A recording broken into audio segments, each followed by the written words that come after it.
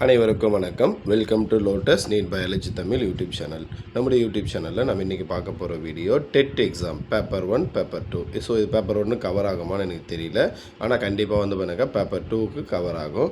So நான் விரைவில் வந்து பண்ணாக்க உங்களுக்கு செக் பண்ணிவிட்டு எதெல்லாம் பேப்பர் 1 பேப்பர் 2க்கு வந்து பண்ணாக்க கவர் ஆகுமோ அது எல்லாத்தையும் நான் உங்களுக்கு வீடியோ அப்லோட் பண்ணுறேன். ஸோ இன்றைக்கி நம்ம பார்க்க போகிறது வந்து பண்ணாக்க பேப்பர் 2ல் வரக்கூடிய சயின்ஸ்.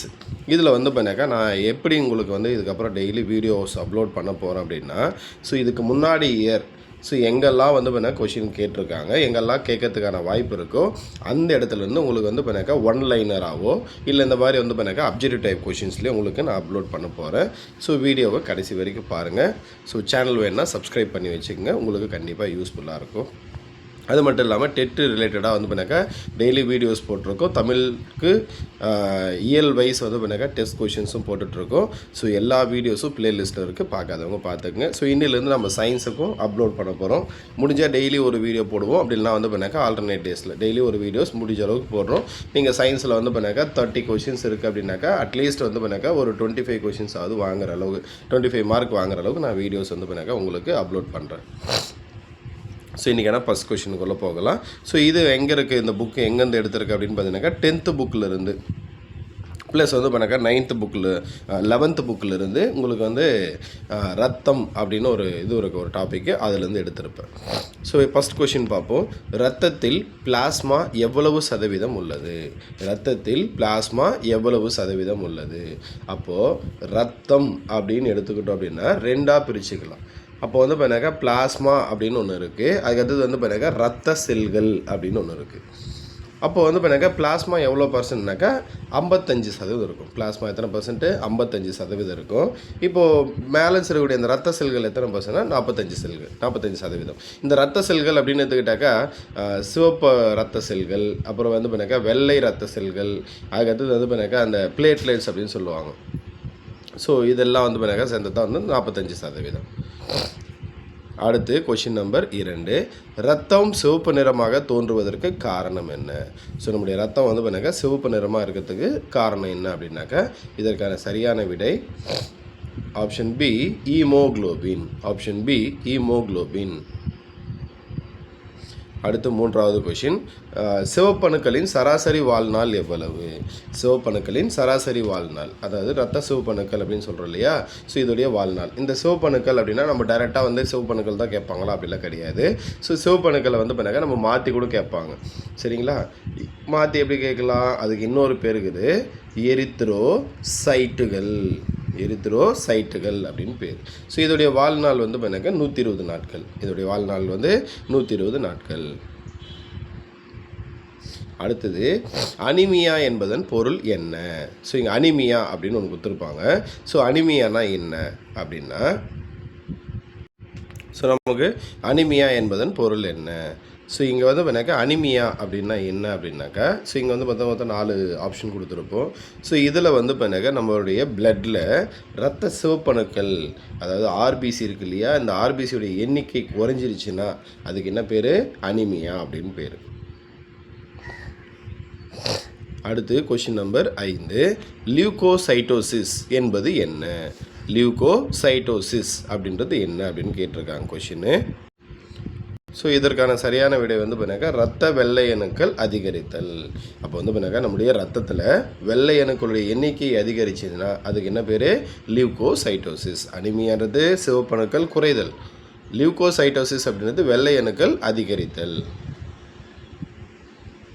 அடுத்து கொஷின் நம்பர் 6. லியூகோபீனியா என்பது என்ன? லியூகோபீனியா அப்படின்றது என்ன?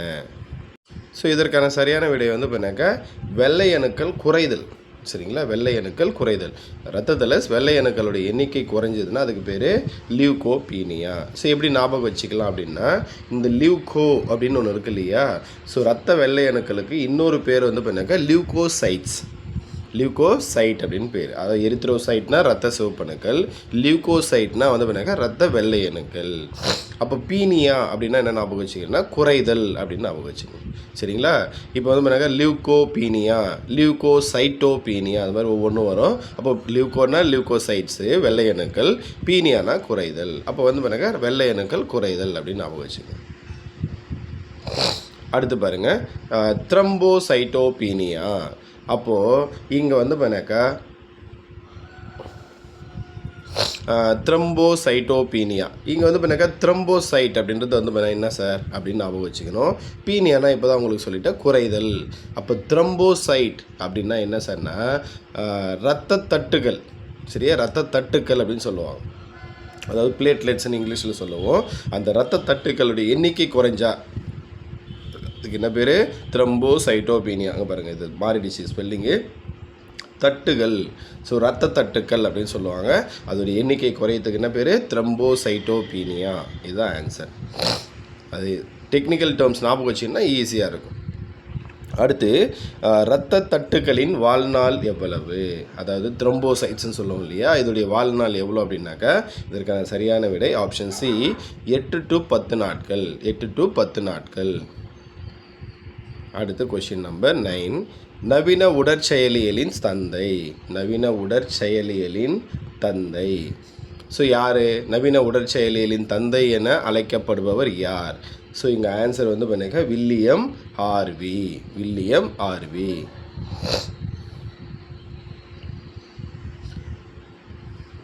அடுத்து கொஷின் நம்பர் 10. மூவிதழ் வாழ்வு எங்கு அமைந்துள்ளது? ஸோ இங்கே வந்து பண்ணாக்கா நம்மளுடைய இதயம். இதயம் அப்படின்னு எடுத்துக்கிட்டால் இந்த மாதிரி வந்து பண்ணாக்கா மொத்தம் ஒரு 4 சேம்பர் இருக்கும். ஸோ இதில் வந்து இது வந்து பண்ணாக்கா ரைட் சைடு, இது ரைட் சைடு, இது லெஃப்ட் சைடு, இது லெஃப்ட் சைடு, சரிங்களா. இது வந்து பண்ணாக்கா மேலே கற்று ஆரிக்கல், கீழே கற்று வந்து பண்ணாக்கா வென்ட்ரிக்கல். அப்போது இங்கே வந்து பண்ணாக்கா இந்த ஆரிக்கலுக்கும் வென்ட்ரிக்கலுக்கு இடையில் இந்த ரைட் சைடு இல்லையா, இது ஆரிக்கல், இது வென்ட்ரிக்கல். இது ரெண்டுத்துக்கு இடையில் இருக்கிற இந்த வேல்வுக்கு ஒரு பேர் இருக்குது. அதே மாதிரி லெஃப்ட் ஆரிக்கல், லெஃப்ட் வென்ட்ரிக்கல், இது ரெண்டுத்துக்கு இடையில் இங்கே ஒரு பேர் இருக்குது. ஸோ இதை பற்றி தான் கேட்குறாங்க. இங்கே மூவிதழ் வாழ்வு, ஈரிதழ் வாழ்வுன்னு 2 இருக்குது. ஸோ அதை பற்றி தான் பார்க்க போகிறோம். அப்போ நான் சொல்லிட்டேன் உங்களுக்கு, மொத்தம் வந்து பண்ணாங்க இதயம் 4 சேம்பர் இருக்குது. இந்த பக்கம் இருக்கிறது ரைட் சைடு, ஸோ இந்த பக்கம் இருக்கிறது வந்து பண்ணாக்கா லெஃப்ட் சைடு. இது ஆரிக்கல், இது வென்ட்ரிக்கல், இது ஆரிக்கல், இது வென்ட்ரிக்கல் சொன்னேன். அப்போ வந்து பண்ணாக்கா இங்கே இந்த மூவிதழ் வேல்வு அப்படின்றது எங்கே சார் இருக்குனாக்கா இந்த வலது. ஸோ இங்கே ரைட்டுன்னு போட்டிருக்கு இல்லையா, வலது ஆரிக்கல் மற்றும் வென்ட்ரிக்கல். அது தமிழில் அதே தான், வலது ஆரிக்கல் மற்றும் வலது வென்ட்ரிக்கல். இது ரெண்டுத்துக்கு இடையில் இருக்கிறதுக்கு என்ன பேருனா மூவிதழ் வேல்வு. அப்போ இதுக்கான சரியான விடை என்னது? ஆப்ஷன் பி, வலது ஆரிக்கல் மற்றும் வலது வென்ட்ரிக்கலுக்கு இடையில். இதே வந்து பண்ணாக்கா லெஃப்ட் சைடு இருந்தால் என்ன? அடுத்தது கொஸ்டின் இருக்கும். லெஃப்ட் சைடு இருக்கிறது வந்து பண்ணாக்கா ஈரிதழ் வேல்வு அப்படின்னு பேர். ஈரிதழ் வேல்வு. அப்போ வந்து பண்ணாக்கா இடது ஆரிக்கல் மற்றும் இடது வென்ட்ரிக்கலுக்கு இடையில் இருந்தால் ஈரிதழ் வேல்வு. ஸோ அப்போ ஞாபகம் வச்சுங்க, ரைட் சைடில் இருந்தால் மூவிதழ் வேல்வு, லெஃப்ட் சைடில் இருந்தால் ஈரிதழ் வேல்வு. அடுத்து கொஷின் நம்பர் 11. ஈரிதழ் வேல்வு எங்கு அமைந்துள்ளது? ஸோ இப்போ தான் உங்களுக்கு சொல்லிட்டேன், இடது ஆரிக்கல் இடது வென்ட்ரிக்கலுக்கு இடையில் அமைந்துள்ளது. அடுத்து கொஷின் நம்பர் 12. ஈரிதழ் வேல்வின் மற்றொரு பெயர் என்ன? ஈரிதழ் வேல்வின் மற்றொரு பெயர் என்ன? இதற்கான சரியான விடை option C மிட்ரல் valve. Option C மிட்ரல் valve. அடுத்து கொஷின் நம்பர் 13. மீன்களின் இதயத்தில் எத்தனை அறைகள் உள்ளன? மீன்களுடைய இதயத்தில் எத்தனை அறை இருக்குது அப்படின்னாக்கா இதற்கான சரியான விடை ஆப்ஷன் ஏ 2 அறை. ஆப்ஷன் ஏ 2 அறை. அடுத்து கொஷின் நம்பர் 14. இரு வாழ்வினங்கள் ஆம்பிபியன்ஸ் அப்படின்னு சொல்லுவோம். அதாவது தரையிலே இருக்கும் தண்ணியில் இருக்கும், அப்படி தான் நம்ம ஞாபகம் வச்சுக்கிறது. இதயத்தில் எத்தனை அறைகள் உள்ளது? அதாவது இரு வாழ்வினங்கள் அப்படின்னு எடுத்துக்கிட்டாக்கா அதில் எத்தனை சேம்பர் இருக்குனாக்கா ஆப்ஷன் பி 3 அறைகள் உள்ளது. ஆப்ஷன் பி 3 அறைகள் உள்ளன. அடுத்து கொஷின் நம்பர் 15. மனித இதயம் ஒரு நிமிடத்தில் சராசரியாக எத்தனை முறை துடிக்கிறது? நம்முடைய இதயம் சராசரியாக ஒரு நிமிடத்துக்கு எத்தனை முறை துடிக்கிறது அப்படின்னு எடுத்துக்கிட்டாக்கா இதற்கான சரியான விடை வந்து பண்ணாக்கா ஆப்ஷன் சி 72 முதல் 75 முறை. 72 முதல் 75 முறை வந்து பண்ணாக்கா சராசரியாக ஒரு நிமிடத்துக்கு துடிக்கிறது. அடுத்து கொஷின் நம்பர் 16. இயல்பான நாடி துடிப்பு, அதாவது பல்ஸ் ரேட் அப்படின்னு சொல்லுவாங்க. இதய துடிப்பு வேறு, நாடி துடிப்பு வேறு. அப்போ நாடி துடிப்பு எவ்வளோ சார் அப்படின்னாக்கா இதுக்கான சரியான விடை வந்து ஆப்ஷன் சி 70 முதல் 90 வரை. 70 முதல் 90 வரை இது வரும். அடுத்து இங்கே பாருங்கள், நம்முடைய ஆர்ட் லப்டப்னு சவுண்ட் இருக்கு இல்லையா, ஸோ இதை தான் வந்து பார்க்க போகிறோம். அது எப்போ வரும் அப்படின்ட்டு. Question number 17. லப் அப்படின்ற ஒலி எப்போது உண்டாகிறது? லப் ஒலி எப்போது உண்டாகிறது? ஸோ வந்து பண்ணாக்க நான் கொஞ்ச முன்னாடி சொன்னேன், உங்களுக்கு வந்து பண்ணாக்கா மூவிதல் வேல்வு ஈறுதல் வேல்வுன்னு சொன்னேன். அப்போ இந்த ஆப்ஷன் சியில் இருக்கக்கூடிய அந்த மூவிதல் வேல்வு ஈறுதல் வேல்வுகள் மூடும்போது ஒரு சவுண்டு வரும், அதாவது க்ளோஸ் ஆகும்போது ஒரு சவுண்டு வரும். அதுக்கு தான் என்ன பேர்? லப் அப்படின்னு பேர். சரிங்களா? அடுத்து டப் அப்படின்ற ஒலி. ஸோ இது எப்போ வரும் அப்படின்னு பார்த்தீங்கன்னாக்கா ஆப்ஷன் சி, அரைச்சந்திர வால்வுகள் மூடும்போது. அப்போ எல்லாமே வந்து பண்ணாக்கா அந்த க்ளோஸ் ஆகும்போது வர சவுண்டு தான் லப் டப். அப்போ எது க்ளோஸ் ஆகும்போது லப்பு, எது க்ளோஸ் ஆகும்போது டப் அப்படின்னு ஞாபகம் வச்சுக்கோங்க. ஸோ லப் அப்படின்றது வந்து பண்ணாக்கா ஈறுதல் வால்வு, மூவிதல் வால்வு. டப் அப்படின்றது அரைச்சந்திர வால்வு மூடும்போது வரக்கூடிய சவுண்டு. அடுத்து கொஷின் நம்பர் 19. ஒரு ஆரோக்கியமான மனிதனின் சாதாரண ரத்த அழுத்தம் என்ன? ஒரு ஆரோக்கியமான மனிதனின் சாதாரண ரத்த அழுத்தம் எவ்வளவு அப்படின்னாக்கா option C 120/80 mmHg. 120/mm Hg அப்படின்னு சொல்லுவோம். 120/80 mmHg இதுதான் வந்து பண்ணாங்க நம்முடைய நார்மல் பிளட் ப்ரெஷர் அப்படின்னு சொல்லுவோம். அடுத்து கொஷின் நம்பர் 20. கார்ல் லாண்ட்ஸ்டீனர் எந்த இரத்த வகைகளை கண்டறிந்தார்? அப்போ வந்து பண்ணாங்க மொத்தம் எத்தனை பிளட் குரூப் இருக்குது அப்படின்னா ஏ ஒன்று இருக்குது, பி ஒன்று இருக்குது, ஏபி அப்படின்னு ஒன்று இருக்குது, ஓ ஒன்று இருக்குது. சரிங்களா? இதில் வந்து கார்ல் லாண்ட்ஸ்டீனர் எதெல்லாம் கண்டுபிடிச்சாருன்னா A blood group, B blood group, O blood group. நமக்கு என்ன சொல்லுவாங்கன்னா ஏபிஓ பிளட் குரூப்னு சொல்லுவாங்க பேர். சரிங்களா? ABO blood group. அது 3 தான் வந்து பண்ணாங்க ஃபஸ்ட்டு யார் கண்டுபிடிக்கிறார்? கார்ல் லாண்ட்ஸ்டீனர் கண்டுபிடிக்கிறார். அப்போ இதுக்கான சரியான விடை ஆப்ஷன் பி, ஏபிஓ. அடுத்து இந்த ஏபி ரத்த வகை மொத்தம் 4 சொல்லிட்டுனா ஏபிஓ, அதாவது ஏபிஓ வந்து முன்ன கண்டுபிடிச்சி லாண்ட்ஸ்டீனர்.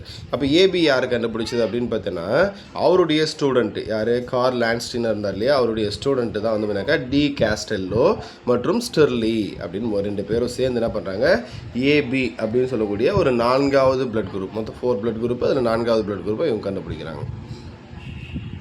அடுத்து கொஷின் நம்பர் 22. யூனிவர்சல் டோனர் என அழைக்கப்படுவது எது? அப்போது பிளட் குரூப்பில் ஒன்றுக்கு யூனிவர்சல் டோனர்னு ஒரு பேர் இருக்குது, இன்னொன்று யூனிவர்சல் ரெசிபியன்ட் ஒன்று இருக்குது. சரிங்களா? அப்போ யூனிவர்சல் டோனர் யார் அப்படின்னா ஓ பிளட் குரூப். எப்படி ஞாபகம் வச்சுக்கலாம்? அங்கே பாருங்கள், டோனர் 2 ஓ இருக்குது அப்படி ஞாபகம் வச்சுங்க. டோனரில் 2 ஓ இருக்குது, அதனால் யூனிவர்சல் டோனர் அப்படின்னு ஞாபகம் வச்சுங்க. அடுத்து யூனிவர்சல் ரெசிபியன்ட் யார் அப்படின்னா சரிங்களா ஏபி பிளட் குரூப். ஸோ இவங்க தான் வந்து பண்ணாங்க AB blood group universal recipient அப்படின்னு சொல்லுவோம். அடுத்து கொஷின் நம்பர் 24. ஆர்ஹெச் காரணி இதில் இருந்து கண்டறியப்பட்டது. ஆர்ஹெச் காரணி எதுலேருந்து கண்டறிகிறாங்க அப்படின்னு பார்த்தீங்கன்னா இந்த ஆர்ஹெச் இருக்குது பார்த்தீங்களா, இதை ஞாபகம் வச்சுங்க. R for rhesus. சரியா? ரீசஸ் அப்படின்றது ஒரு மங்கி. சரிங்களா? அப்போது ஆர்ஹெச் ரீசஸ் வருது இல்லைங்களா, அந்த ஃபஸ்ட்டு 2 லெட்டர் தான் ரீசஸ், ஆர்ஹெச்இஎஸ்சிஎஸ்ன்னு வரும். அப்போ அந்த ரீசஸுடைய ஃபஸ்ட்டு 2 லெட்டர் தான் என்ன பண்ணுறாங்க ஆர்ஹெச் ஃபேக்டர்னு பேர் வைக்கிறாங்க. இதுதான் வந்து எதுலேருந்து கண்டுபிடிக்கிறாங்க? ரீசஸ் குரங்கு ரத்தத்துலேருந்து கண்டுபிடிக்கிறாங்க. இதுதான் நமக்கு பாசிட்டிவாக நெகட்டிவான்னு சொல்கிறது. அடுத்து கொஷின் நம்பர் 25.